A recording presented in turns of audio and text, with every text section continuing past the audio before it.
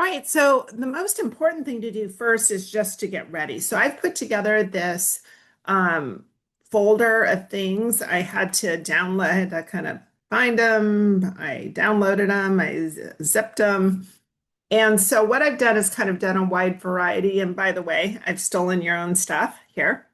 So I have a GIF, I have a post, a couple posters, I have a social media post, I have, some other stuff here, a postcard, something else. And I also have a picture of myself. So that's the toughest thing is having a professional picture of yourself when you're in high school. Some kind of headshot that you have. So I've done this, and what I'm also going to do is I'm going to change the names of them. So I'm going to right click and rename it, and it's going to say event poster. And I'm going to do this because it's kind of weird to have a weird name on your file in case somebody downloads it to look at it. So I'm going to do social media. This one I'm going to do headshot.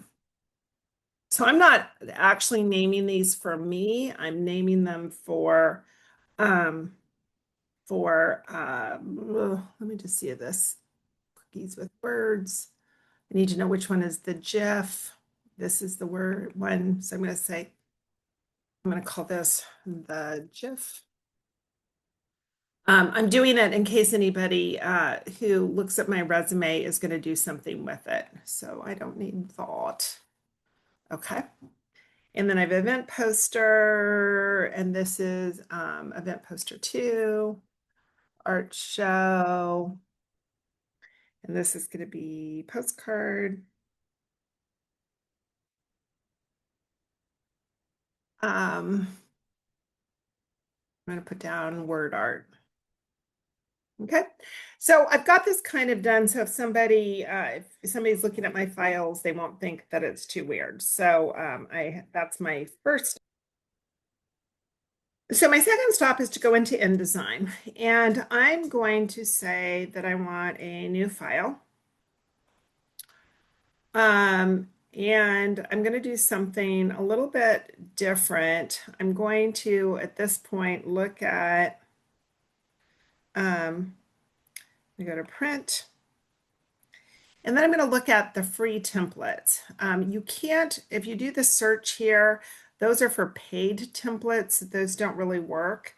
There may be some other resumes here, but I'm going to show you the one that I have worked with the most. Here is it. Here's a business resume here that I could do. I think I'm going to use this one. It's called Modern Creative Resume. You could also use the business resume, but I'm going to do the Modern Creative Resume. And then I'm going to open it. And this gives me a template. Especially with resumes, sometimes it's hard to kind of get started with it. And the first thing you're going to notice is that there's a page 1 and there's a page 2. And they are almost exactly similar. So the first thing I'm going to do is come up here, and on pages, I'm going to go to my page 2, and I'm going to come down here, and I'm going to delete that page. So I only want one page, okay? All right, so I am going to spend some time changing the text here. And one way I do it is I take my zoom here, and then I draw something around it. So it's right there. And just start, I kind of try and do the same. Whatever the designer has designed, I do it. So this is called, Igdom, this is just kind of fake Latin text. So I'm going to copy that. And then I'm going to say, after a lifetime of experience in graphic and multimedia, social media, and social media and um, communications. I can provide you with, can provide clients with accessible and catching assets.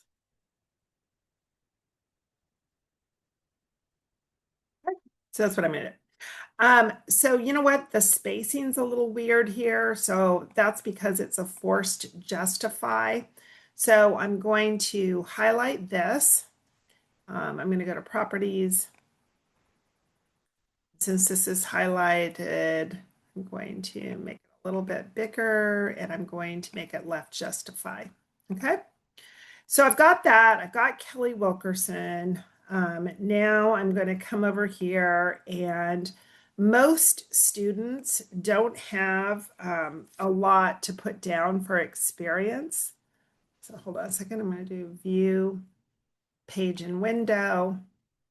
Didn't work. Fit page and window. Okay. So instead of work experience, I'm just going to say experience because in my, usually you don't have a lot of related um, job experience. So this is a resume so that you are going to, this is a resume for graphic art. So I'm just going to put graphic art related here. So here I'm going to put down graphic arts class, and I'm going to say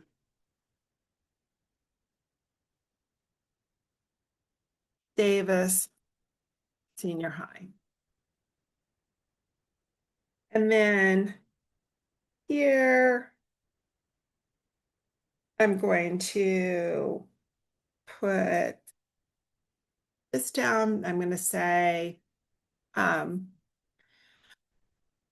mastered the principles of graphic design, familiar with all Adobe products, including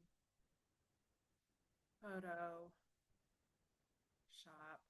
And you can see that already one thing that happened is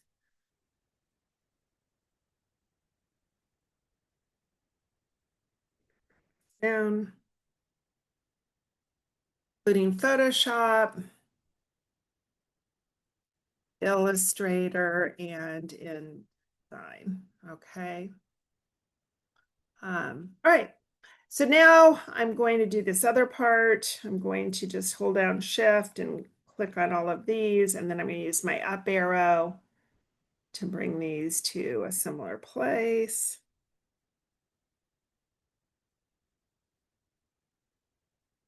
And right now I'm in the preview, so I'm going to come over here and go to normal so that I know that things are lining up. And what I think I'm going to do actually, because I want to make sure that I have this correct, is I want to delete everything here. And then instead, what I'm going to do is click on everything. Copy it, and then I'm going to paste it. Yep, I didn't paste everything. So I'm going to actually, nope. So I want to do one more thing, and I just want to, the one thing I would tell you is that if you, I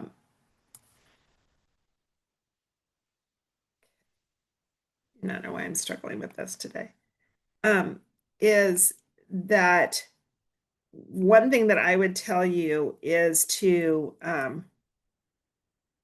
if you have any relevant volunteer experience, go ahead and say it. Don't be shy about it. So I'm going to say here, social media director. And I'm going to say what I'm doing that for is, for some reason, I'm having trouble getting this. I'm going to say Acme Theater Company. Maybe you are doing this for your club.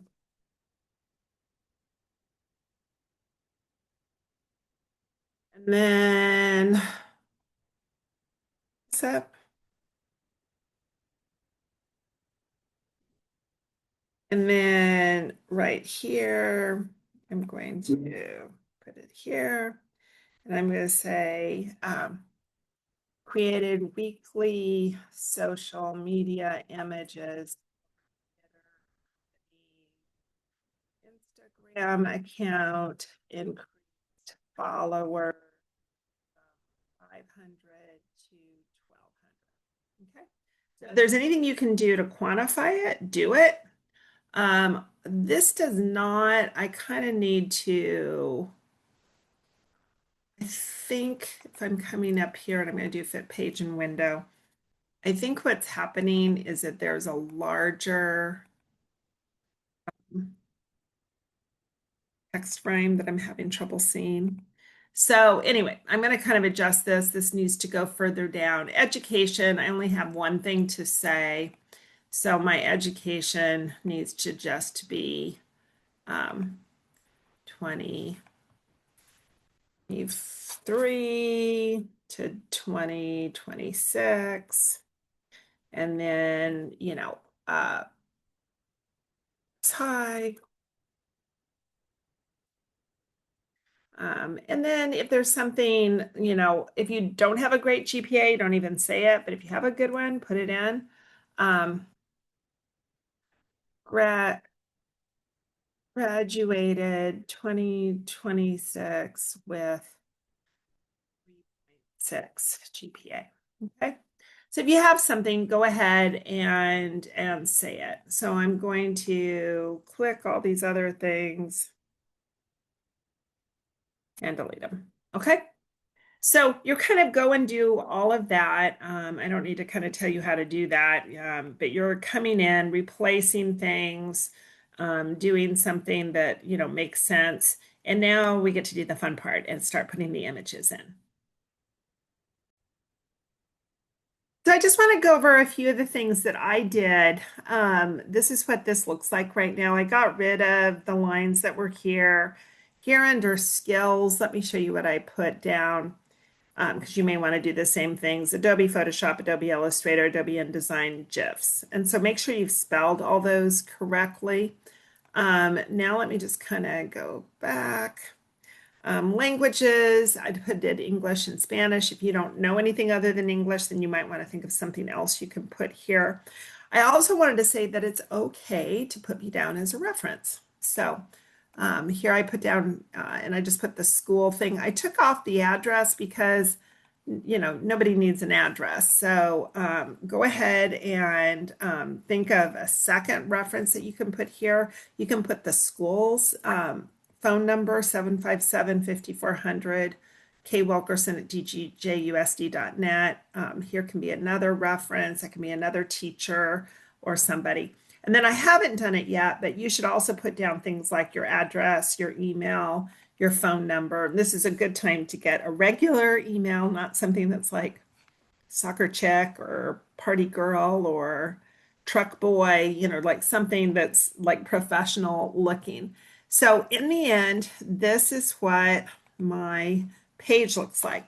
So one of the easiest things, and there's already a text box here, is I'm going to right here do, where am I? I'm going to put my, I'm going to come into here and I'm going to place my picture. I'm going to go to my desktop, find my interactive resume.